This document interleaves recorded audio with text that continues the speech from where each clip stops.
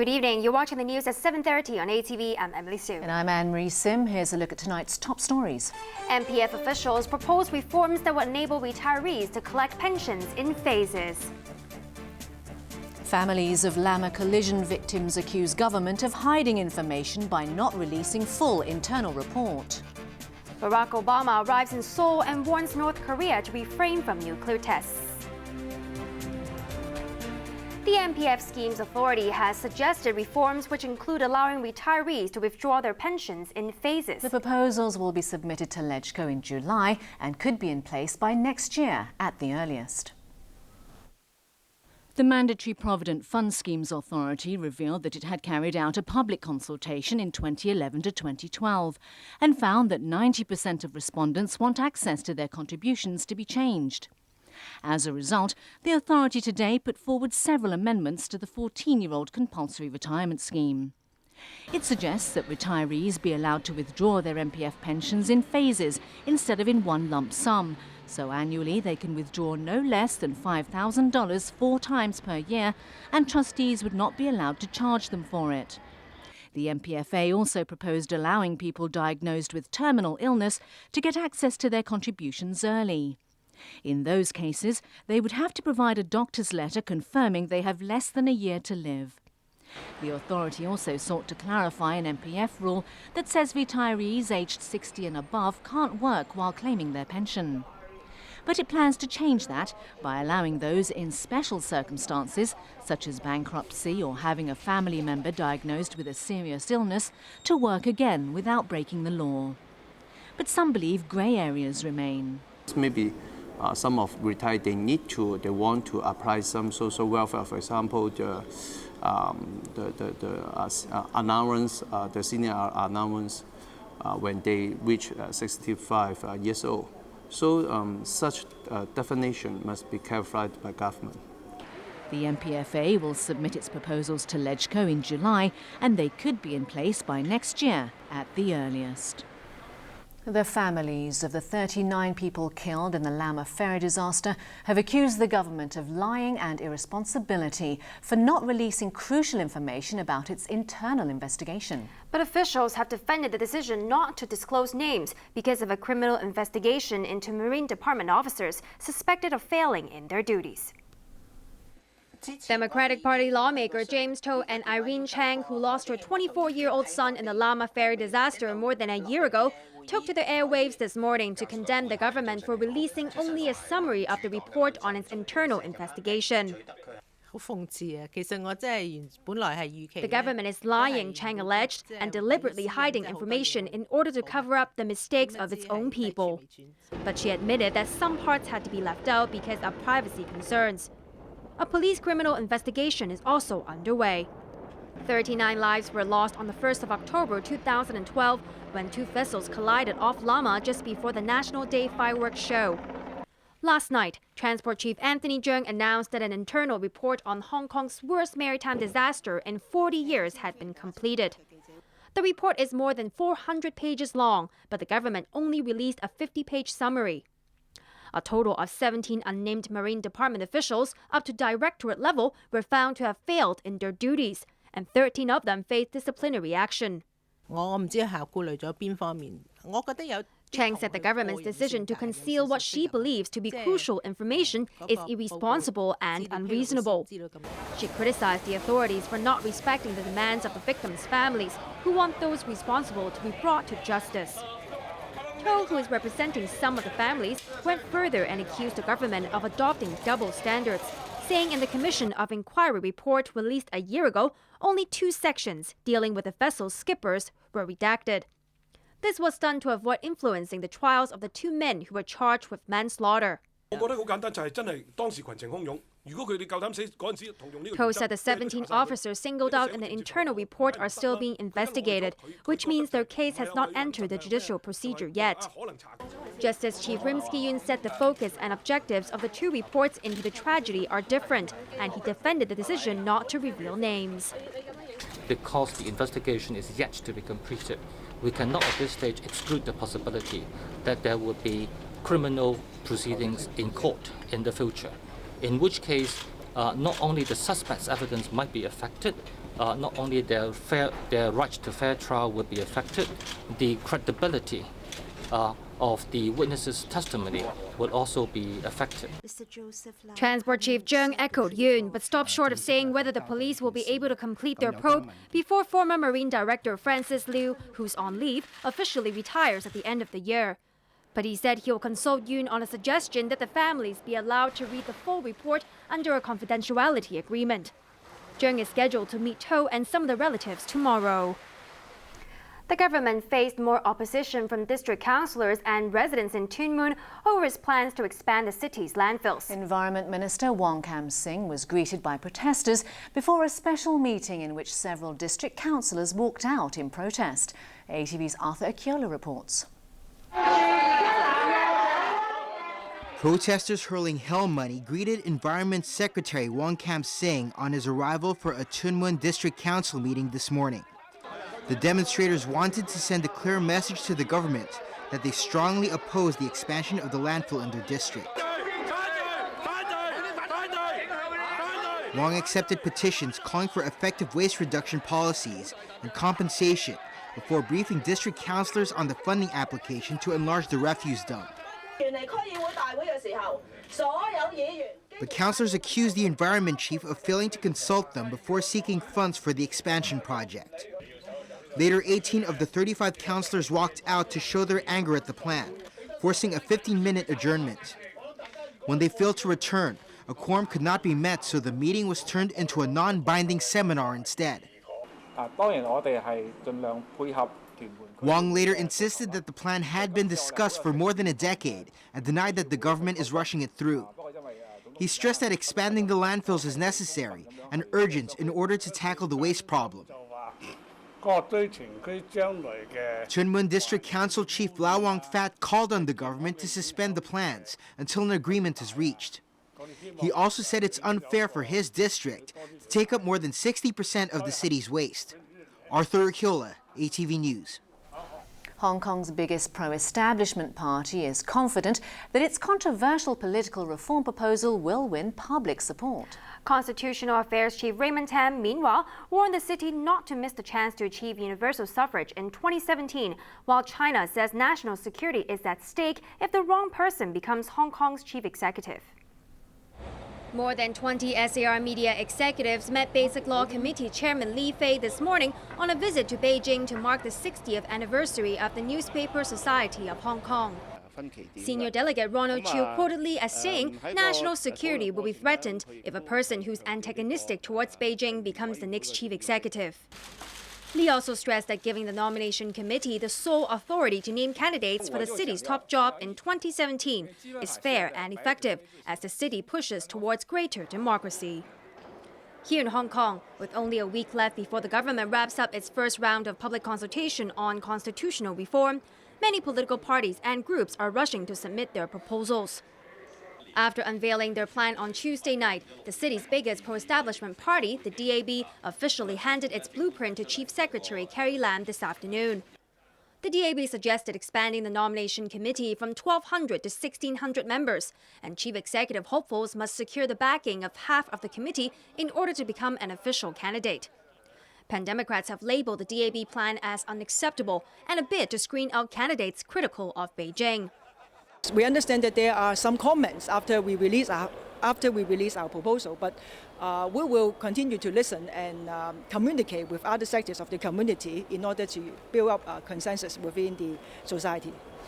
Constitutional Affairs Chief Raymond Tam has said he's not optimistic that the DAB's proposal will win the support of 2/3 of LegCo, the minimum needed for any reform proposal to be passed. Speaking on ATV's Newsline, Tam said if a consensus between Beijing and the Pan-Democrats cannot be reached in time for the 2017 election, Hong Kong may not have the chance to modify its electoral system anytime soon. So my guess is that if we fail 2017, politically, it will be very difficult for the next city to restart the process during his or her term. He or she may not have the necessary political capital to restart the process yet over again. In order to win support from the community, Tam said the next government will most likely focus on livelihood and financial development, and there'll be no time for constitutional reforms. You can watch the full Newsline interview at 8 p.m. on Sunday. Overseas, U.S. President Barack Obama is in South Korea on the second leg of his Asian tour as speculation grows about a North Korean nuclear test. He reaffirmed America's commitment to ending Pyongyang's nuclear program and said China needs to play a role in doing that. ATV's Ben O'Rourke reports. Barack Obama touched down in a somber Seoul today as South Koreans continue to mourn the deaths of hundreds of people, mostly children, in a ferry disaster in the country's south earlier this month. At the same time, there are rumours that North Korea is planning to test a nuclear bomb any day now, something the US president has already condemned and threatened consequences if it happens. Part of Obama's mission in Seoul is to reassure South Koreans that the US is ready to defend them from any threats from across the border, something he appeared to emphasise by visiting a memorial to those killed in the war between the two Koreas in the 1950s. The United States and South Korea stand shoulder to shoulder, both in the face of Pyongyang's provocations and in our refusal to accept a nuclear North Korea. Threats will get North Korea nothing other than greater isolation. Obama called on China to exert its influence on Pyongyang to try to persuade it to give up its nuclear ambitions. He also spoke on the issue of comfort women, South Korean and Chinese women used as sex slaves by Japanese soldiers during the Second World War, calling it a terrible violation of human rights that needs to be acknowledged. Earlier in Japan, Obama angered China by insisting that a long-standing defense pact between Washington and Tokyo covered any attempt by Beijing to take over the Diaoyu Islands. Today he admitted the US has got nothing to do with the dispute, but it was just trying to enforce the law. We don't have a stake in the specific claims that have caused some of these disputes. We're not parties to the disputes over the Senkaku Islands, for example.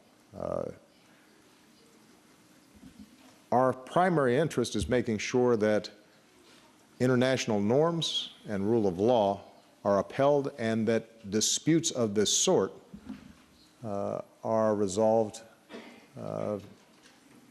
through peaceful diplomatic means. This morning, Japanese Prime Minister Shinzo Abe hailed Obama's pledge to defend Japan as a historic statement.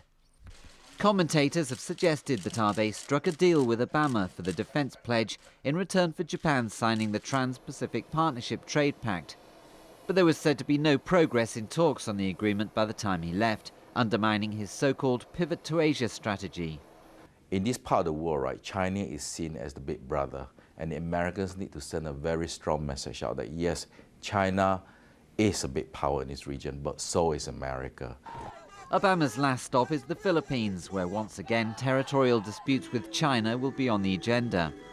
But already protesters are telling him they're not interested in relying on the superpower for support. We call on our Filipino brothers and sisters, do not depend on another imperialist power such as the US to defend ourselves against a regional bully like China.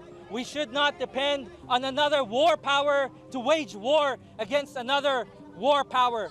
Obama will visit a US military base in South Korea tomorrow before flying to Kuala Lumpur for 2 days and then Manila on Monday. Ben O'Rourke, ATV News. Still to come on ATV's main news tonight. Indonesian helper who accused Hong Kong employer of abusing her is honoured by Time magazine. Drunk man triggers hijack scare on flight from Brisbane to Bali. Every year, their warm hearts enlighten our minds.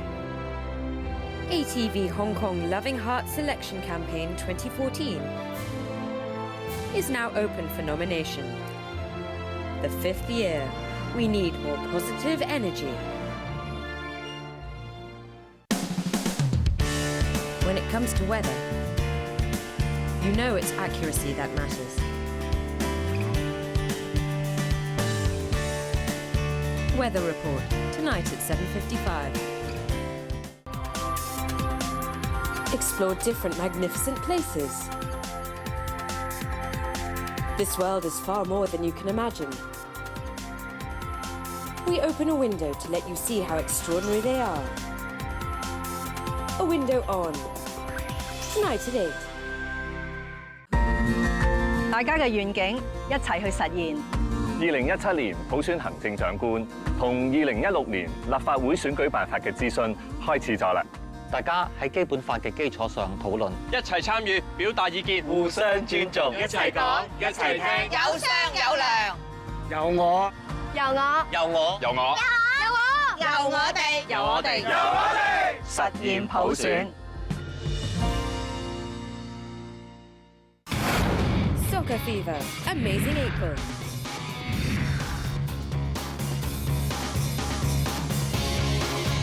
The most fantastic game ever.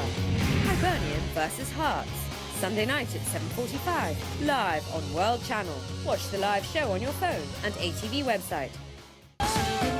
Stay close to fresh K-pop from the hottest selling artists to the up-and-coming superstars. Keep in touch with the latest chart of the Korean pop music scene on Samsung Digital Special, Pops in Seoul, Thursday at 6:25. Find out Britain's top antiques enthusiast. To be one step closer to becoming an antiques master. Contestants are eager to show their talents. Now, the competition starts.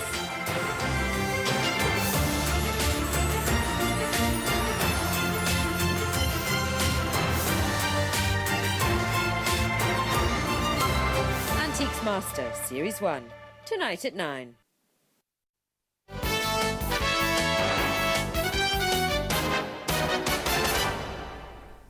The brother of a Hong Kong tour guide who was killed in the 2010 Manila bus hostage tragedy has blamed former Chief Executive Donald Tsang's government for the delay in reaching an agreement with the Philippines. Tse Chi-hung also confirmed today that Philippine officials did say sorry during talks earlier this week, although in a formal statement, the Philippine government only expressed its most sorrowful regret. More than 3 years after the tragedy, Hong Kong and the Philippines reached a compromise on Wednesday over the SAR's demands for an apology for the families of 8 tourists killed in a bungled response to the 2010 Manila hostage-taking that soured relations.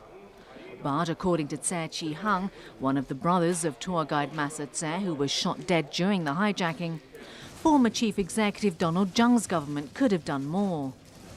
Tse criticised the Tsang administration for not engaging itself in the negotiations with Manila in the first couple of years following the tragedy. He believes the dispute over an apology and compensation for the families and survivors would have been resolved quicker otherwise. Tsang, who was chief executive at the time of the tragedy, was succeeded 2 years later by Leung Chun-ying. Still, Tse conceded that this week's developments have helped return some semblance of normality to his family, who visited Masa's grave in Diamond Hill this morning. Tse also confirmed today that top Philippine officials said sorry and apologized during the closed-door talks. He revealed that President Benigno Aquino's right-hand man, Cabinet Secretary Jose Almendras, said sorry to relatives, while Manila Mayor Joseph Estrada delivered an apology several times.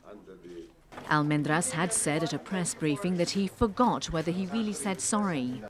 But Tse believes that was probably due to diplomatic and legal reasons.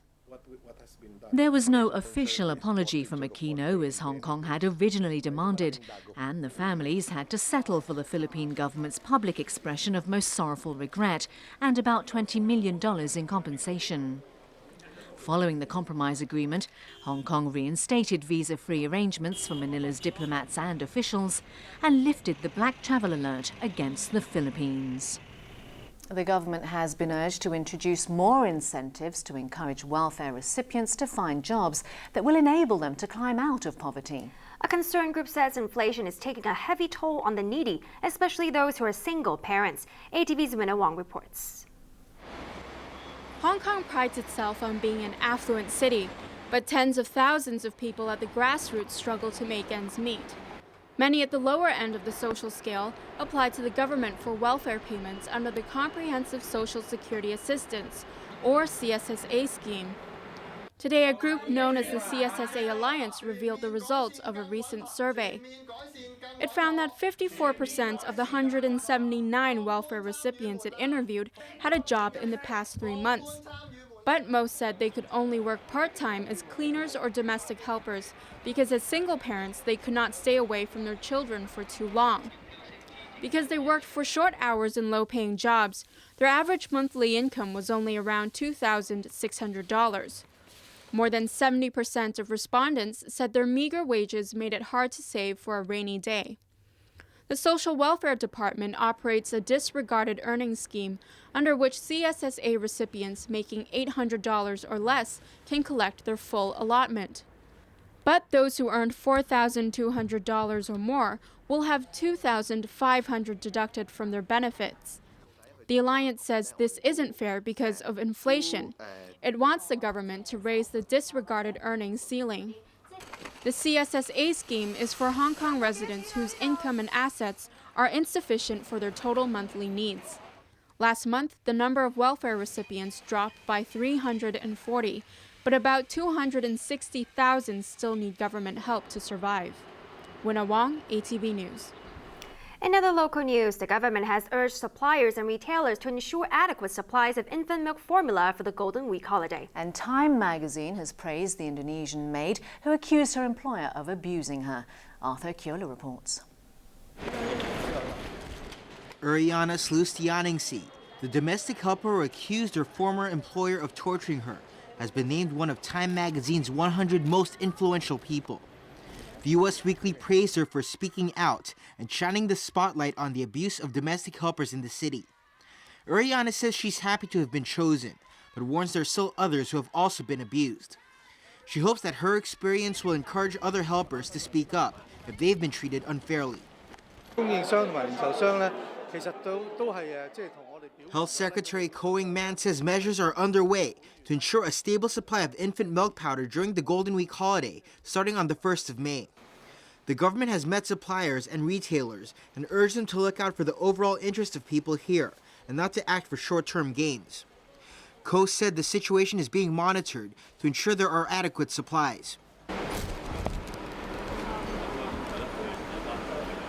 A man has been arrested in Yau Ma Tei after instruments for smoking dangerous drugs were found in his car.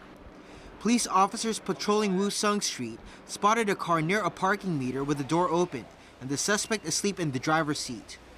He was detained after the police searched the vehicle and found the objects. Arthur Kyola, ATV News. A drunk passenger has triggered fears of a hijack during a flight from Australia to Indonesia. The Virgin Australia plane was on its way to Bali from Brisbane when a man tried to barge into the cockpit an hour before reaching its destination. The man, who was drunk at the time, was subdued by crew members and arrested when the plane landed in Bali. No one was injured in the incident. The Palestinians have rejected Israeli demands to scrap a unity pact between their two main parties as a condition for the resumption of peace talks. Israel suspended the US-sponsored negotiations after Palestinian President Mahmoud Abbas and Hamas, which rules the Gaza Strip, decided to join forces. After a rift lasting 7 years, the two main Palestinian factions have agreed to set up a government of unity within 5 weeks. While the deal between Fatah, headed by President Mahmoud Abbas, and Hamas has been welcomed by Palestinians, it has been attacked by Israel and its ally, the US. Israel reacted by suspending US-sponsored peace talks with the Palestinians. But Israeli Prime Minister Benjamin Netanyahu said the door to a resumption remains open if Abbas scraps the pact with Hamas, which Israel and the US claim is a terrorist group. Netanyahu said Abbas could choose between peace with Israel and a pact with Hamas, but not both. The Palestinians, however, are standing firm. Chief negotiator 25Apr2014 insisted that Israel has no right to interfere in the affairs of the Palestinians, who he said shouldn't be blamed for a breakdown in peace efforts. Netanyahu had the choice in the past of choosing between settlements and negotiations, and he chose settlements, Apr2014 said. Earlier peace initiatives floundered when Israel built Jewish settlements on occupied Palestinian land despite US objections. Ismail Haniyeh, Prime Minister and leader of Hamas, which rules the Gaza Strip, said Israel's reaction was expected. This is an occupation, he said, and Israel does not want Palestinians to be united. Despite Israel's move to scrap the talks, US President Barack Obama blamed both sides for the apparent stalemate. So far, at least, what we've seen is some movement on both sides to acknowledge that this is a crisis long-running that needs to be solved. What we haven't seen is, frankly, the kind of political will to actually make tough decisions, and that's been true on both sides. Few in the Middle East expect the Palestinians and the Israelis to meet at the negotiating table anytime soon. Time now for sports with Brittyn Clennett. What's the latest from the tennis in Spain? Well, Rafael Nadal has reached the quarterfinals. The world number one is now a step closer to his 9th Barcelona Open title in 10 years. Rafael Nadal took on Ivan Dodig of Croatia for a spot in the Barcelona Open quarter-finals. Despite some shaky moments early in the third-round match, the world's top player appeared in his element on home soil and his beloved clay surface. Nadal let his intentions known by closing out the opening set with one of his trademark power shots. The defending champion carried that momentum over to the second set, while Dodig struggled on serve. Nadal broke his 37th ranked opponent for a fourth time to seal victory 6-3, 6-3 in 1 hour and 23 minutes. The 27-year-old will next meet fellow Spaniard Nicolas Almagro, who he knocked out in last year's final. That's after 6th-seeded Almagro trounced another Spanish player, Fernando Verdasco, in straight sets. Marin Cilic and Spaniard Tommy Robredo met on clay for the first time. Having dropped the second set, Cilic wasn't about to give up. The towering Croat displayed far better stamina than 5th-seeded Robredo to win the decider and advance. Cilic's quarter-final opponent is Japanese 4th-seed Kei Nishikori, who made quick work of Kazakhstan's Andrei Golubev. A look at the weather before we go. It was cloudy with light rain and fog. Temperatures ranged from 21.6 to 23.7 degrees, while the relative humidity was between 91 and 99%. Winds were moderate, coming in from the west. Let's check on the ultraviolet reading. The maximum recorded for the day was 4. Tomorrow's UV index will be around 6. Now for a look at the weather in the region. A maritime airstream is affecting the coast of Guangdong. And now the satellite images. A band of cloud is covering southern China. Here's what we can expect over the next few days. Cloudy with some rain and sunny periods tomorrow. Temperatures will range from 23 to 27 degrees. Showers and sunny intervals on Sunday. Here are the latest pollution readings under the Air Quality Health Index. General stations are at 3 to 5, meaning the health risk is low to moderate. Roadside levels are at 5 to 6 and the health risk is moderate. Finally, here's the weather around the world.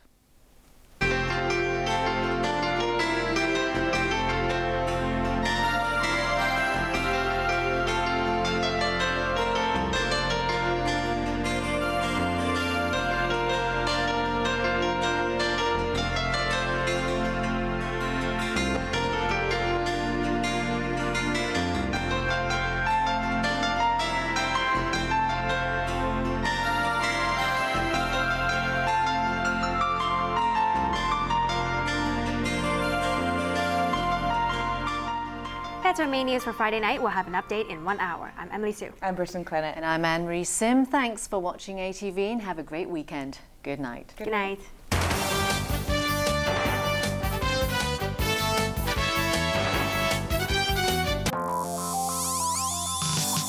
Coming up, a window on.